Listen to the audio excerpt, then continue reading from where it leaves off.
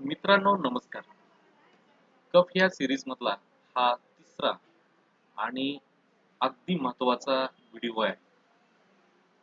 आज आपण पाहूया की आपल्याला खोकल्याचं पेशंट प्रॅक्टिकल दवाखान्यामध्ये आल्यानंतर अडचणी कशा येतात आणि आपण त्या कशा सॉल्व्ह करू शकतो.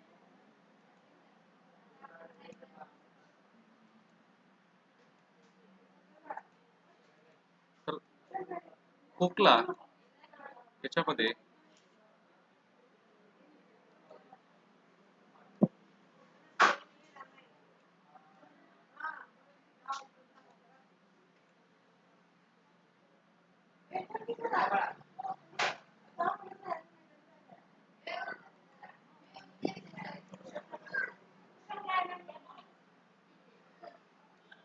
कफ, आता खोकल्यामध्ये जर आपण बघितलं तर खोकला दोन पद्धतीने येतोय.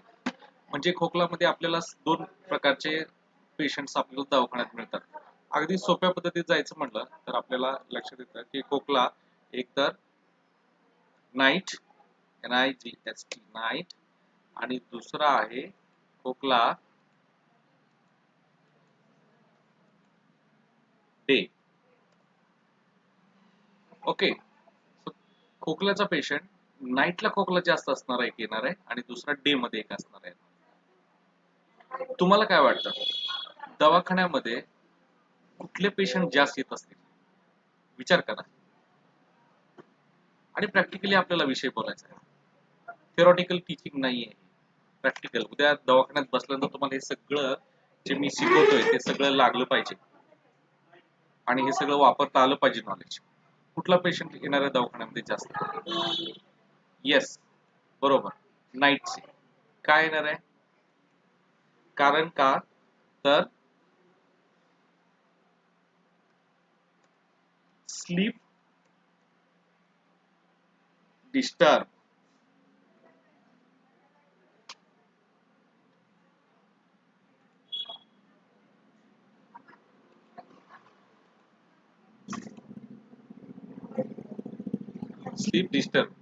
स्लीप डिस्टर्ब झाल्यामुळं ज्यांची पण स्लीप डिस्टर्ब झाली असेल, पेशंटला एक लक्षात घ्या, दिवसा जो आहे ना पेशंट काय होतो, दिवसभर त्याचं मन कुठं ना कुठं रमत राहतं. दिवसभर घटना घडत राहतात आजूबाजूला, आयुष्यामध्ये लोक येत राहतात आणि काही कामं असतात लोकांना. त्याच्यामुळे दिवसभर आपल्याला लक्षात येत नाही की आपल्याला जरी एखादा त्रास असेल तरी तो कमी जाणवतो, कारण का आपलं मन डायव्हर्सिफिकेशन होत असतं. त्याच्यामुळे डेची कंप्लेंट्स जरी खोकल्याची असेल तर आपल्याला त्यावेळेस लोक कमी येणार दवाखान्यामध्ये, तेवढे पेशंट्स येणार नाही. परंतु नाईटचे जे खोकला आहे ते मात्र सगळ्यात जास्त येणार. स्लीप डिस्टर्ब, कुणाची डिस्टर्ब झाली? स्लीप कुणाची डिस्टर्ब झाली? एक पेशंटची डिस्टर्ब झाली, बरोबर. आणि दुसरा आहे, यस, कुणाची डिस्टर्ब झाली? अटेंडंट. दोघांची डिस्टर्ब झालेली आहे. पेशंटची पण डिस्टर्ब झाली आणि अटेंडंटची पण डिस्टर्ब झालेली आहे. कारण घरामध्ये खोकल्याचा पेशंट असेल आणि त्याच्यानंतर खोका लागला तर त्याच्या घरच्यांची पण डिस्टर्ब होत असते स्लीप, की ह्याला खोकला कसा यायला लागला एवढा, किंवा त्याला काही त्रास होत असेल, उठून बसत असेल तो खोकल्याने वारंवार, तर घरच्या बाकीच्यांची पण डिस्टर्ब होते. त्याच्यामुळं ती घटना कॅरेक्टरिस्टिक होत असते. आणि पेशंटची स्वतःची पण डिस्टर्ब होते, त्याला झोप नाही झाली की माणसाला फ्रेश वाटत नाही. त्याच्यामुळं आणि संध्याकाळी सगळं परिसर शांत असतो आणि आपल्या बुद्धीला काही काम नसतं. त्यावेळेस आपण झोप घ्यायचा विचार करत असतो, रिटायरमेंट रिफ्रेशमेंटसाठी वेळ असतो, आणि त्यावेळेस जर डिस्टर्ब झालं तर ते खूप कॅरेक्टरिस्टिक वाटतं. त्याच्यामुळं संध्याकाळी ज्याला खोकला येतो त्या पेशंटला लोक दवाखान्यात लगेच घेऊन येतात, एक, किंवा तो पेशंट पण स्वतः येईल. तर आपल्याला जास्तीत जास्त कुठले पेशंट्स मिळणार आहेत दवाखान्यामध्ये? येस, नाईटचे. तर नाईटचे खोकल्याचे जे पेशंट आहेत ते आपल्याला दवाखान्यामध्ये जास्त मिळणार आहेत. तर तुमच्या लक्षात आलं का आपल्याला प्रॅक्टिकल कसं बघायचं आहे? आणि नाईटच्या खोकल्याचे पेशंट जे येणार आहेत ते आपल्याला दवाखान्यामध्ये जास्तीत जास्त मिळणार आहेत. त्या पद्धतीने आपल्याला हे काम करायचं आहे. लक्षात आलं? डिस्टर्ब, त्याच्यामुळे हे नाईट आहे. कफ, स्लीप डिस्टर्ब होतीये, पेशंट अटेंडंट दोघं पण असतात नाईट आहे. मला वाटतं एवढं तुम्हाला समजलेलं असावं. आता आपल्याला पुढचा भाग पण बघायचा. आता आपण नाईटच्या खोकल्याचं बघूया. नाईट मध्ये खोकला असेल तर याच्यामध्ये आपल्याला 3 गोष्टींमध्ये डिवाइड करता येईल. एक mid night,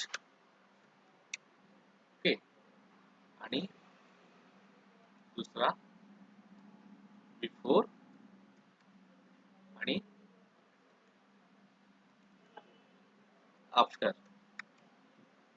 before, after, midnight. यामध्ये एक गोष्ट लक्षात घ्या की नाईट मध्ये पेशंटला झोपू न देणारे औषधं कोणकोण आहेत माहित आहे तुम्हाला? औषध आहेत काली ग्रुप.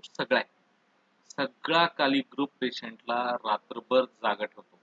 रात्रभर जागा ठेवण्यासाठी कारणीभूत आहे तो काली आहे. मग काली अर्स आहे, काली कार्ब आहे, काली नायट्रिकम आहे, काली बीच आहे. सगळे काली डोक्यात ठेवला. काली ग्रुप झोपू देत नाही, पेशंटला न झोपू देणारा काली आहे. आणि दुसरा कोण आहे? आर्सेनिक. आर्सेनिक पण झोपू देत नाही. मग बाकीचे रेमेडी कुठले कुठले आहेत आपण बघूया. लक्षात आलं? आपल्याला नाईट मध्ये कुठले कुठले औषध आहेत ते आपल्याला बघायचे. यस, नाईट मध्ये आपल्याला औषध आहेत. पहिले काली अर्स, काली कार्ब,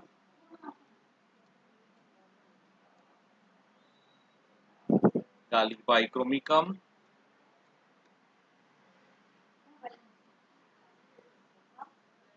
काली नायट्रिकम. लक्षात आलं? सोपं सोपं जावं म्हणून मी तुम्हाला सांगतोय. काली लक्षात ठेवला. सगळा काली ग्रुप नाईटला झोपू न देणारा. राहिला कुठला? आर्सेनिक. आर्सेनिक झोपू देत नाही नाईटला आपल्याला पेशंटला. त्याच्यानंतर बाकीचे रेमेडी कुठले कुठले आहेत? यस, बेलाडोना, त्यानंतर अँटीमनम टार्ट,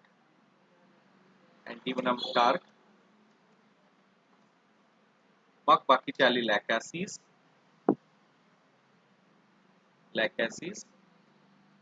लायकोपोडियम, मर्क, पल्साटिला, सेपिया, सल्फर,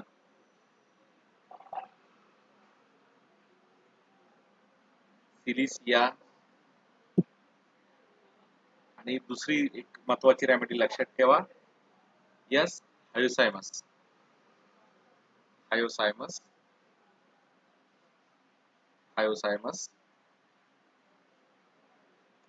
त्याच्यानंतर चामोमिला आणि अनाकार्डियम. मला वाटलं तुमच्या लक्षात आलं असेल की सोपं कसं आहे बघा. नाईटला खोकला असं पेशंट ज्यावेळेस म्हणतो त्यावेळेस आपल्या डोक्यात लक्षात आलं पाहिजे की आपल्याला याला आर्सेनिकचे ग्रुप लागू शकतो किंवा काली ग्रुप लक्षात ठेवा. नंतर राहिले रेमेडी सिंपल आहेत. अँटियम टार्ट आहे, लायको, लॅकासिस, पल्सेटिला, सेपिया, सल्फर तर तुम्हाला माहित आहे. ते पॉलिक्रेस्ट रेमेडी सहज लक्षात येतात सिलिशियापासून. आणि इम्पॉर्टंट रेमेडी लक्षात येण्याजोगी आहे ते हायोसायमस मध्ये तुम्हाला हा खोकला मिळतो. आता हे मला वाटतं नाईट मधले खोकल्याचे जे त्रास देणारे लोक ते तुम्हाला समजले असतील. आता आपण बघूया बिफोर म्हणजे काय. मिड नाईटच्या अगोदर आणि आफ्टर. तर या पद्धतीने आपल्याला इथं काम करता येईल.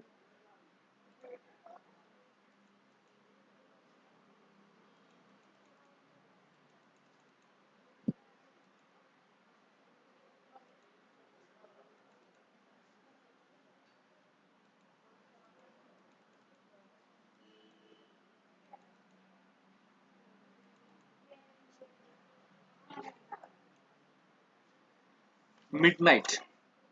आता मिडनाईट मध्ये 3च औषध आहेत. एक चामोमिला, त्याच्यानंतर आहे यस चामोमिला, नंतर सल्फर आणि फॉस्फरस. सल्फर आणि त्याच्यानंतर फॉस्फरस.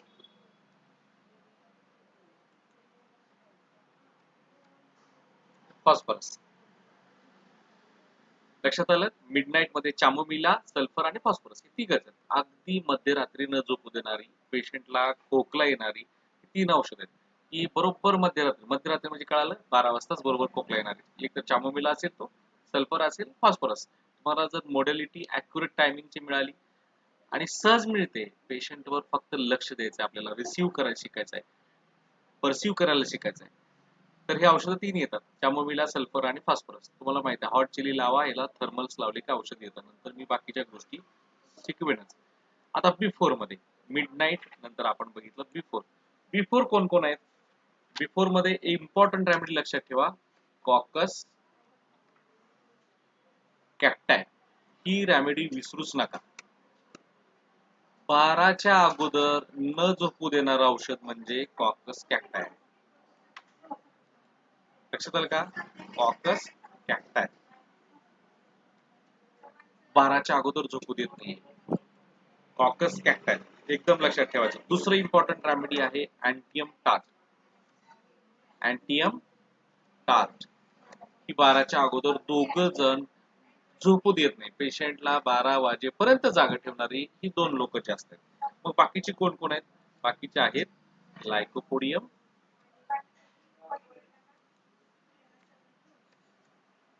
त्याच्यानंतर नेक्स्ट स्टॅनोमेट,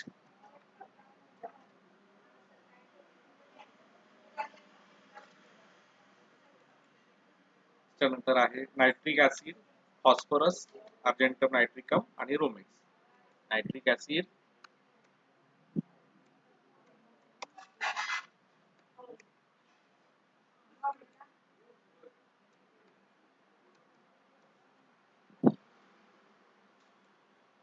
अर्जेंटम नायट्रिकम,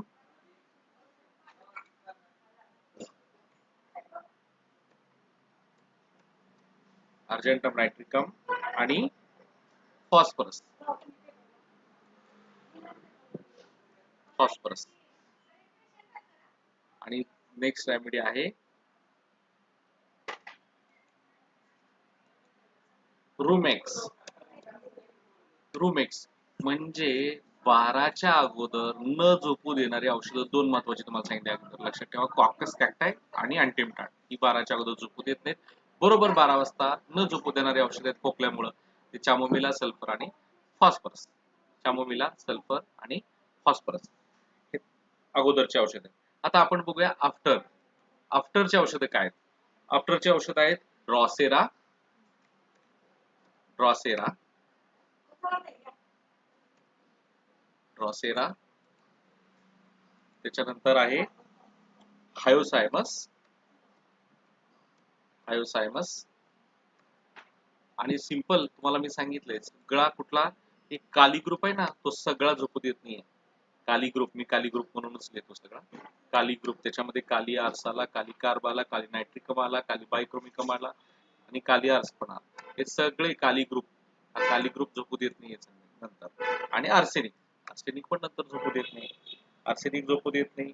अनाकार्डियम, अनाकार्डियम पण झोपू देत नाही. अनाकार्डियम पण झोपू देत नाही. कधी 12च्या नंतरचे त्याचे टायमिंग सुद्धा आहेत, पण आपल्या टायमिंग मध्ये सध्या जायचं नाही. आपण सिंपल सिंपल मध्ये जाऊया. लक्षात आलं का? आपल्याला हे नुसतं वोकॅब्युलरी करायची नाही, त्याच्यामध्ये आपण पाठ काय करणार नाही, आपण समजून घेणार आहे हा विषय. नक्सोमिका हे एक महत्वाचं आहे. Nux vomica remedy. नक्सोमिका रेमेडी मध्ये काय आहे की सकाळी खोकला पूर्ण उजडेपर्यंत येतो. नक्सोमिका, नक्सोमिका मध्ये सकाळी उजडेपर्यंत खोकला येतो. तर ही औषधं तुम्हाला आफ्टर मध्ये मिळतील. म्हणजे काली ग्रुप सगळा आणि आर्सेनिक ही जागे ठेवतात. कुणाला? पेशंटला. 12 ते सकाळी उजडेपर्यंत हे लोक काम करायला लागतात. कालीवाले सगळे आहेत. ते किती वाजतात काय ते वेगवेगळ्या त्याचे वेळ आहेत. आपण नेक्स्ट लेक्चर्स मध्ये ह्या गोष्टी बघूया. मला वाटतं आजचं लेक्चर तुम्हाला आवडलं असेल आणि या पद्धतीने जर तुम्ही गेला तर कधीही तुम्हाला केस घेताना कन्फ्युजन होत नाही. सिंपल मध्ये जावा. एक 2 मिनिटांमध्ये मी रिवाइज करतो. नाईटचा खोकला जास्त त्रासदायक असतो म्हणून पेशंट आपल्याला नाईटचे जास्त मिळतील. नाईट मध्ये रेमेडी काली ग्रुप हा प्रॉमिनंट आहे आणि दुसरा आहे आर्सेनिक. बाकीचे रेमेडी पण लागतात. स्पेसिफिक रेमेडी मी सांगत नाहीये. नाईट मध्ये आपल्याला 3 डिवायडेशन करायचं आहे. मिड नाईट मध्ये चामोमिला, सल्फर, फॉस्फरस. बिफोर असेल तर कॉकस कॅक्टाइन आणि टिमटाट विसरायचं नाही. आफ्टर असेल तर काली ग्रुप आणि आर्सेनिक विसरायचं नाही. नक्सोमिका बरोबर. मला वाटतं हा व्हिडिओ तुम्हाला समजून घ्या आणि कधीही तुम्हाला प्रॅक्टिस मध्ये नेहमी दररोज लागणारा व्हिडिओ आहे, लागणारा उपयोगाचा व्हिडिओ. नेक्स्ट लेक्चर्स मध्ये आपण अजून याच्या डीप मध्ये जाऊया आणि सहजासहजी जे वापरता येईल अशाच गोष्टी मी शिकवत राहील.